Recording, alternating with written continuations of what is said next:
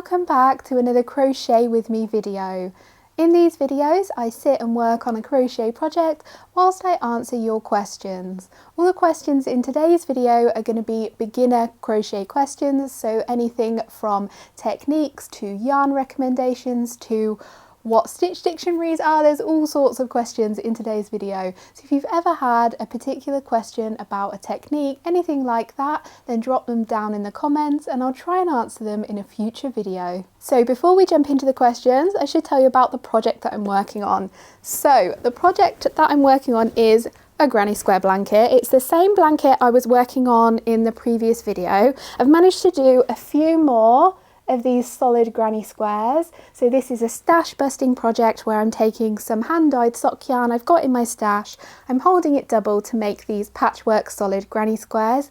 I do have a tutorial that's suitable for beginners that I will link down in the description if you'd like to make a solid granny square whilst I answer these questions. So the yarn I'm going to be using today, I haven't made a square in this yarn yet. So this here is a colour called Nougat from Beehive Yarns, and it's this lovely pink colour with like red, orange, black and lime green speckles. Really excited to see what this looks like crocheted up. So I'll just get myself started with this granny square and we'll jump into those questions. Right, I've got myself comfy and I've just started my granny square, so let's have a look at the first question. So the first question is, I also want to start crochet, but I don't know where I should start. It's a really common question because people are a little bit overwhelmed by all of the content they see online and not quite sure what to start with. So I have two videos that you might like depending on kind of your crochet goals. So the first video I'd recommend is my how to crochet for absolute beginners video. It's slow, it's step by step, I think it's quite long. I go into detail about yarn, holding your hook, making those beginner stitches, and I also recommend a couple of beginner friendly projects as well to get started with once you've worked your way through that really slow tutorial. One of the projects actually is this granny square blanket that's behind me. This is definitely one of my top recommendations when people ask me what project they should start with. So that video covers crochet in rows. If you're specifically wanting to learn granny squares, I actually have a video that shows you how to make a granny square as an absolute beginner. You don't need any prior crochet knowledge, you don't need to be able to make a chain or anything like that. I will show you everything you need to know to make a granny square in that video.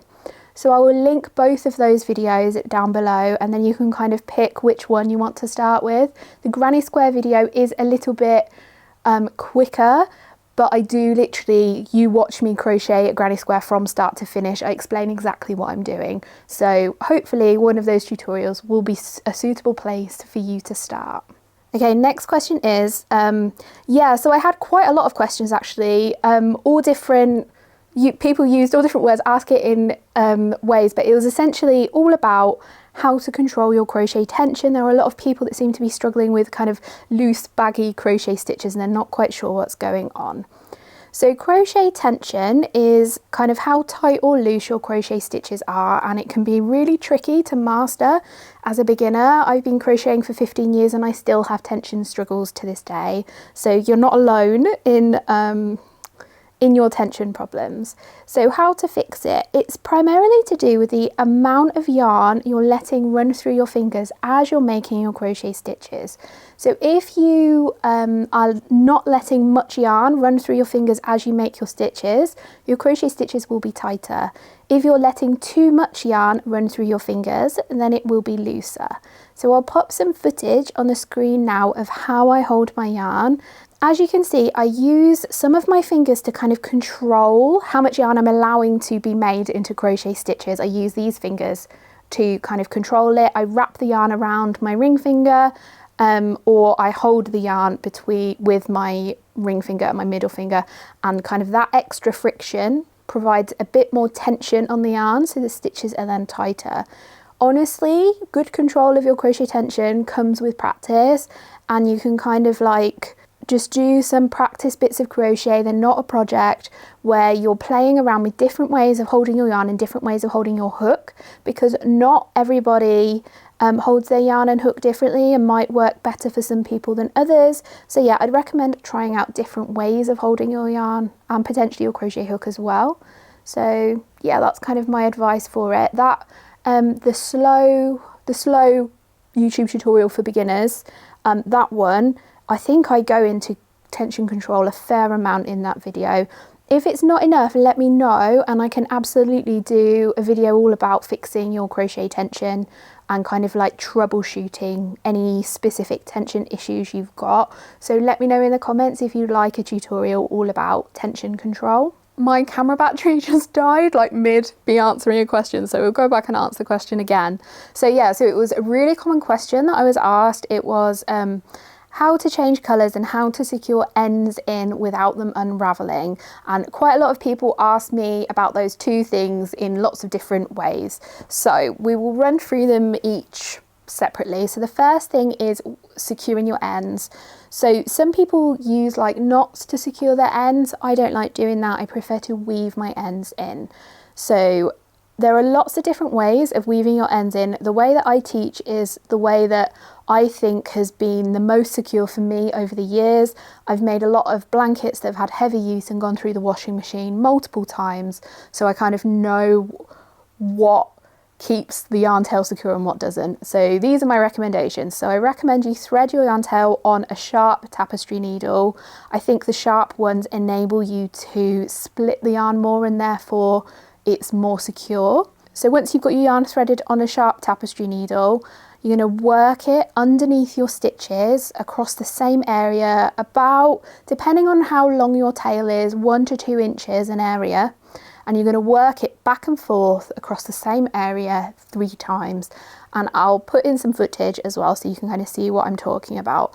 And I find if you do that with a sharp needle, your ends aren't going anywhere, no matter how many times you put it in the washing machine, or it's a garment that has a lot of stretch perhaps. I just find that technique, it just doesn't go, it doesn't budge anywhere. The other thing to say about weaving ends in with granny squares specifically is the centre of your granny square is the weakest part of the granny square, and often when granny squares become unravelled over time, it's because you've not secured the centre well enough. And unfortunately, the popularity with magic rings, I see like pictures all the time of where someone's magic ring has opened up at the centre of a granny square. Don't use a magic ring at the centre of your granny square, use something that's stronger, and weave that end around the centre of your granny square a couple of times, and that really makes the centre of the granny square nice and strong, so that in 5 or 10 years time, when you're washing your blanket for the 20th, 30th, 50th time, it doesn't come open and it doesn't unravel. So yeah, weaving in your ends I think is one of the few crochet things where I think there's a right and a wrong way to do it. Usually I'm like, try different techniques and things. No one technique is better than the other. Do the one that works best for you. But with weaving your ends in, there is a way to do it where it's not right, where it's insecure, it's going to open over time. Yeah, so just be mindful of that. And then changing colours. So changing colours is quite a big topic. There's a couple of different ways of doing it. Like, are you working in the round? Are you doing a granny square? Are you working in rows? Are you only using 2 colours and you want to carry your yarn up the side of the work so you don't have to cut your yarn all the time? You know, are you doing a mid-row colour change, for example? So there's lots of different ways of doing it. So it really does depend on what you're working on, but essentially I think there are two kind of like different methods for changing colours that you apply in different ways. So the first one is where at the start of a round you draw up a loop or a row. You can do this in row crochet as well. So you draw up a loop and then that becomes your starting chain, and then you can go along and crochet. There will be an end there you'll need to go back and weave in. The second way is that just as you're about to finish a stitch, before you do the final yarn over and pull through, you change to the new colour. So that final yarn over is with the new colour and then you pull it through. That gives a really neat colour change that's really good for mid-row colour changes actually, and also for if you're carrying your yarn at the side of your work. So what I mean by carrying your yarn at the side of the work is it is possible to not cut your ends if you're doing a repeating colour change, and you will end up with these kind of like stretches of yarn down the side of your work. but you can kind of like drop a yarn and then pick it back up later. I do show this in some of my stitch tutorials. If you'd like a tutorial that covers lots of different ways of changing colours, I'll link that tutorial down in the description as well, if you want to kind of go into a bit more detail about how to change colours and how to carry yarn up and stuff. I do have tutorials covering those, so I will link them down below. Next question, which one do you use for the magic ring, the 2-chain method or the standard one? My preference is actually neither of those. My preference is the double magic ring. So that's where you wrap the yarn around your finger 3 times and then you turn that into a magic ring that's got 2 strands, securing it rather than 1 strand. Again, it's just more secure than a traditional magic ring. I actually find the traditional magic ring really fiddly and I don't think it's particularly secure, so I don't use a traditional magic ring. I have used the 2-chain one, so that's where you do a chain and that's going to become your magic ring, and then you crochet your first round into the first chain, and that acts as your magic ring. I do use that. The one I use most commonly is a chain ring actually as well. So I use, if I need to do a magic ring for say a piece of amigurumi, I don't want a bulky centre, I'll usually do a double magic ring. If I want to do a granny square, because like I said earlier, the centre of your granny square is the weakest point, I tend to do a chain ring. So I'll chain 4 or 5, slip stitch into the first chain to make a ring, and then I crochet into the centre of that ring of chains. And I find that's the most secure way to start a granny square in the centre. I do have a video that goes through 3 alternatives to a magic ring that I'll link down in the description. If it's something you're struggling with and you'd like to have a detailed look at the other options that you can use instead of a magic ring. And just because a pattern says use a magic ring, it doesn't mean you have to. You can use any technique you like. Exactly like I said earlier about it's personal preference. It's personal preference of which technique you use. Just because a pattern says a chain ring or a magic ring doesn't mean you have to do what they say. I have my own personal preferences. Totally fine if you prefer the traditional magic ring, go for it.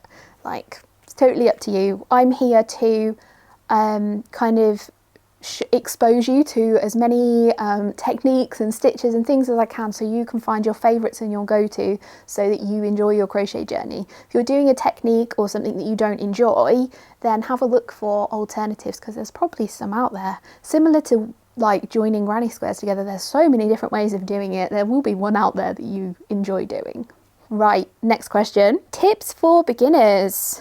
I feel like we've already done a few beginner tips. I think the main one is knowing that there's no right or wrong in crochet. Like I was saying, it's just preference for different techniques and different stitches, and kind of finding the bit of crochet that you enjoy the most. Yeah, I would say that's really important. Don't let someone tell you what you're doing is wrong. I found this particularly with some people that maybe learned crochet at school or something. They're like, no, the way that you're, for example, making a slip knot is wrong, you're doing it wrong. I'm like, no, I'm not. That's the way that I prefer to do it. It's not wrong, it's just different to what you do. So yeah, I would say that's probably the main tip I like to give to beginners. I also, if you're into granny squares, use the invisible join at the end of your granny square. It's an absolute game changer. Honestly, it gives such a neat seamless finish. Yeah, that's kind of like the main, when someone asks me like, have you got a crochet tip for me? And I'm like, well, have you heard of the invisible join? Like, it's like my favourite crochet tip. So yeah, I would say definitely if you're into granny squares, try the invisible join. That's different to the invisible seam. So the invisible seam is a way to join multiple granny squares together. The invisible join is a way to finish off your final round so that you don't have that bump from making a slip stitch at the edge of your granny square, because that's kind of, yeah, that's, I don't like that. I don't like I don't like that bump that you get. So yeah, invisible join. Any other tips for beginners? Don't feel like you need to do everything all at once. You need to learn everything all at once to become a really good crocheter in the first week of your crochet, and you can make all of the things. Do it one step at a time. I feel like sometimes just doing a project where you've just learned single crochet, do a little project that just uses single crochet, then learn double crochet, then maybe you think, oh, I quite fancy learning how to do a granny square. Then do a granny square. I think sometimes people try and learn too much all in one go, and that's great for some people who really want to learn things really quickly, but I think some people try and do things too fast sometimes, and sometimes it's nice to kind of like take a step back, take a breath and think, right, what skill shall I master this week or this month, and then focus on that and slowly build up your skills. That's how I learned crochet, and it's how I've learned knitting as well, is just slowly introducing new techniques, new stitches, new skills, and that kind of really helped me not put too much pressure on myself. You know, this is a hobby that's supposed to be slow, supposed to be chilled, it's supposed to be mindful and good for your mental health. So don't feel like you need to rush ahead and do what everyone else is doing online or learn anything too quickly. Just, you know, take it easy on yourself, be kind to yourself, and yeah, focus on one thing at a time and slowly building your toolbox of crochet techniques and skills. So yeah, I hope that this video is kind of like full of other beginner tips for you though, and like you've already picked up and learned some new things already. So next question is, I'm new to crochet, what brands of yarn do you recommend? I'm UK based.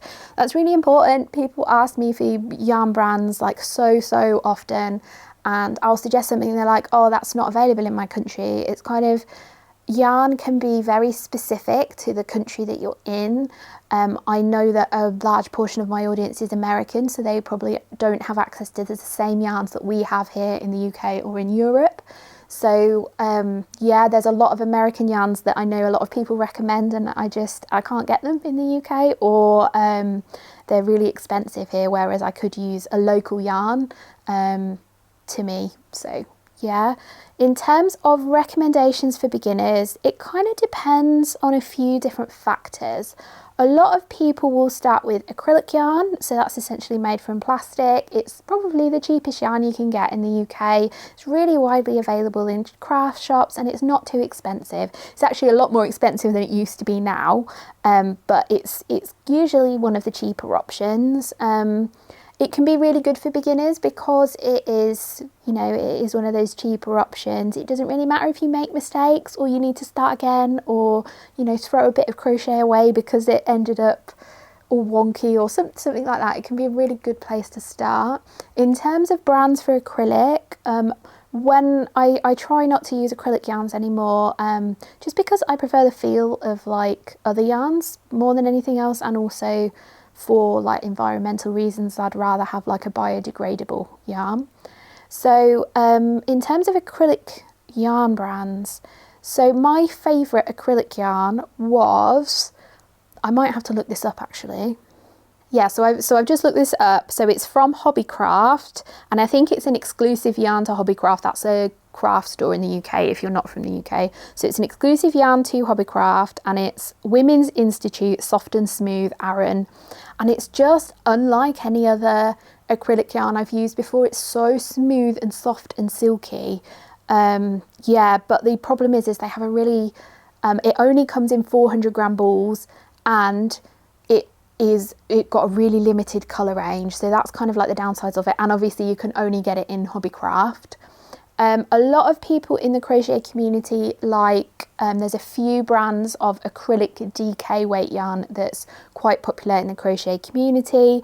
So there's Stylecraft Special DK, there's Hayfield Bonus DK, and also Yarnsmiths Create. So they're all 100% acrylic DK yarns that have really good colour ranges, so they're good for like multicoloured projects. I'm not a massive fan of them. I think the quality's gone down quite a lot recently. The other option as a beginner friendly yarn would be, my favourite yarn are merino wool yarns, but they tend to be a bit more expensive. So if you want a more sort of budget friendly one that's not acrylic, potentially a cotton yarn. The problem with cotton yarns are that they can be quite splitty and quite slippy to crochet with, so that's the only issues there. Some cotton or plant-based yarns that I like, my favourite one's probably Stylecraft Naturals Bamboo and Cotton. It's a mostly bamboo yarn. It's not very splitty, but it is quite a slippery, shiny yarn, so you need to have fairly good control of your tension to be using that. I've also used another yarn that I think could work well for beginners is Drops Paris. That's an Aran weight cotton yarn, but it can be really splitty actually, and it's not suitable for, I wouldn't say it was suitable for blankets as well because it's quite a heavy yarn. That would be a good choice if you want to do amigurumi. So yeah, I'm sorry I don't have any like great yarn brand recommendations. Unfortunately, I'm yet to find a yarn that I like using that's like my favourite, that I'll go back to time and time again. So yeah, that's the best kind of advice I can give you as a beginner. I think the next question is about yarn as well. How to understand when buying yarn for crochet online. So there's a few things that you need to think about when you're buying yarn for crochet online. The first thing is the fibre that it's made of. So we've talked about that a little bit, but essentially there's man-made fibres, so that's things like acrylic and nylon. They're essentially plastics. Then there's plant-based yarns, that's things like cotton, bamboo, viscose, that sort of thing.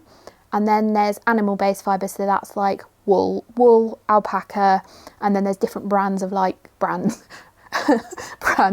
different, I think, like species, types, breeds is the word I was looking for, so it's close to brands. So different breeds of sheep as well that produce different yarns, like some that are rougher, some that are smoother. So yeah, so there's quite a lot of option there in terms of fibre. And then the other thing is the terms of the weight. So I'm not talking about a ball of yarn being 100 grams and it's 100 grams weight. I'm actually talking about the weight of yarn is actually the thickness of the yarn, and there's lots of different words that are used in different countries to describe the thickness of a yarn. So in the UK we primarily have 4-ply weight yarns. We have like lace weight yarns, which are really, really thin, and then we have 4-ply. Then we have DK, which is usually the most common. Then we have Aran, and then chunky. But in America or other countries like that, you might hear words like fingering, sport, worsted. These all refer to the thickness of the yarn, usually describing it. And a good way to have a look at that I think is a better indication of the thickness of yarn rather than where the word that's used like DK or 4-ply or something like that is actually the hook or the hook size that's recommended on the label. For example, usually if it's a DK weight yarn, they recommend a 4mm crochet hook, for example. So yeah, so there's that to think about as well. And then there's meterage, because you need to know how many meters or yards, depending on where you are in the world, is in that, say, 100-gram ball of wool, because then you can work out, well, the pattern says I need, for example, let's say 1,600 meters to crochet this jumper, right, for the size that I am. So, but my ball of wool has 200 meters in 100 grams, so that means I need 8 balls of yarn to make 1,600 meters. So I've got enough yarn to make the jumper. So you need to know the meterage as well. Some other things to think about are colour and also ethics as well. There is some yarn that's more ethical than others. There's some company that are more open about the ethics of yarn, and I really love using merino yarn. And a couple of years ago I learned about mulesing, which is, I won't go into details, but basically for me to buy a merino yarn now, I need to know that it's mulesing free. Some companies are upfront, yes, my yarn is ethical, it's ethically sourced, it's mulesing free. So I know that. Some companies don't mention it at all, so I try to steer clear of them now. I think as well it's quite hard to know when you're shopping online, like what does a yarn feel like. So what I've done in the past is I've actually, when there's been a sale on or something, I've just ordered one ball of a whole bunch of different brands and types of yarn and just tried them and just seen what my preference is. And yeah, my preference generally is for either animal-based or plant-based yarns. I just think acrylic can sometimes not feel particularly nice when I'm crocheting, and also that it sometimes makes a bit of a squeaky sound and I don't like it. So yeah, I hope that helps a bit with where to start with yarn shopping. I don't have a particular like online shop I recommend or a particular brand I recommend. like I said before, I struggle to know have a favourite yarn or a favourite brand or a favourite shop. I list my yarn packs on the Wool Warehouse website because I know Wool Warehouse has really good international shipping, so that's kind of why my yarn packs are on Wool Warehouse. So yeah. Right, next question. What are crochet dictionaries for? If you find a pattern, they usually tell you how to do the stitch.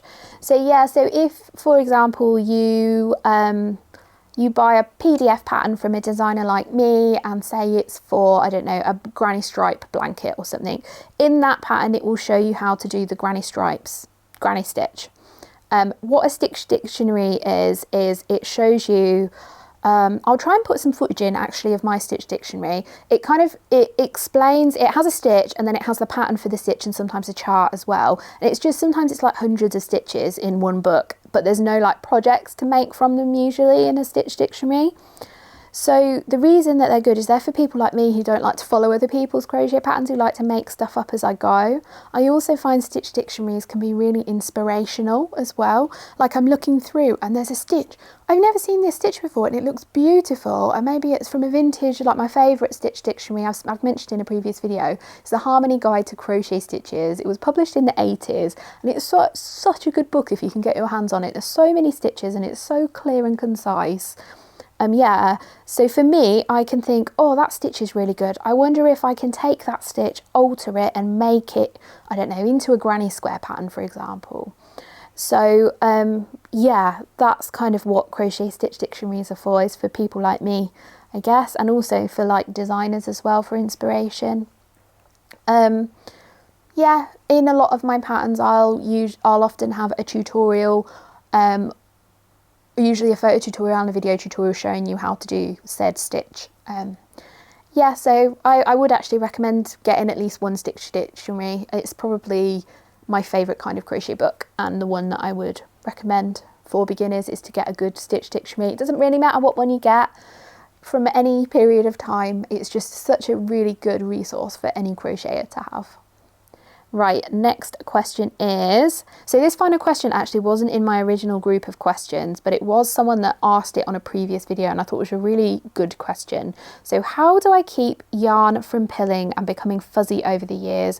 My mom gave me several Afghans she made, but I won't use them due to pilling and fuzziness. Since she is residing in heaven, I want to keep them nice looking.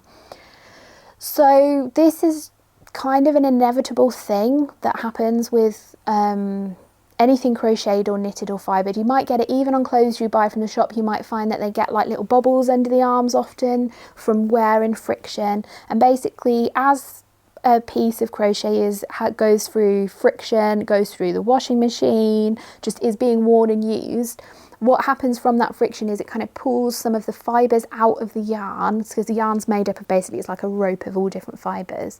Some of those fibres come out and they start kind of getting rubbed together into these little balls to cause like pilling. People call it pilling or bobbling, things like words like that. There's a couple of things that you can do there's nothing really you can do to fix it. There are things you can do to like make it look new again. So there are these there's like these shavers, fabric shavers, that you can run across your piece of crochet with a piece of knitting or your clothes even, and it removes all of those bobbles and kind of shaves it all down so that the fabric looks new again. When you're doing that, there's obviously over time, the more and more you're doing that, you're removing those fibres from the fabric, so there can be some wear and tear to the blanket over years and years, we're talking here. But it can be really good to like just give your clothes a bit of a refresh. I haven't had one. I don't think I've ever actually used one. I used to just take a pair of scissors and just chop them off, the little bubbles off. Yeah, so I should probably try out one of those fabric shavers. The other thing is it's not something that you're going to be able to do because it's your mum that made these blankets a long time ago. But what you can do is, if you're creating a project and you're wanting something that doesn't pill over time, is your fibre choice. So we talked a bit about plant versus animal versus man-made fibres earlier in this video, or I should be crocheting, shouldn't I?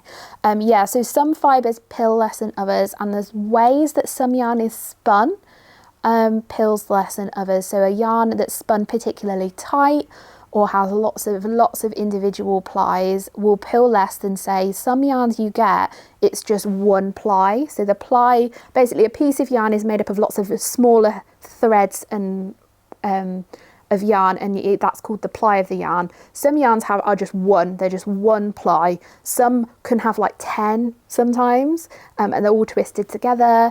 Quite a common one is 2 or a 3 ply, where there's like 2 or 3 strands twisted together.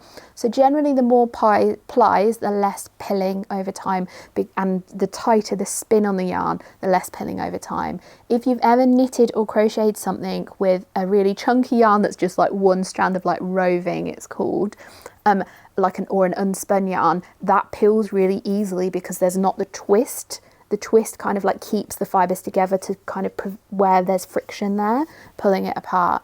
So some fibres are really good for this. So plant-based fibres in general pill a lot less than acrylic and wool. In my experience, rustic wool, so I'm talking like scratchy wool, also doesn't pill very easily. Some acrylics don't pill very easily if you get ones that are quite smooth and quite spun quite tightly. So yeah, so that's kind of it, but it's kind of just inevitable, unfortunately. There is, you know, when you crochet a blanket or a jumper, a cardigan, then yeah, there is, it's just going to happen, and it's just a case of just removing the bobbles if you don't want them there.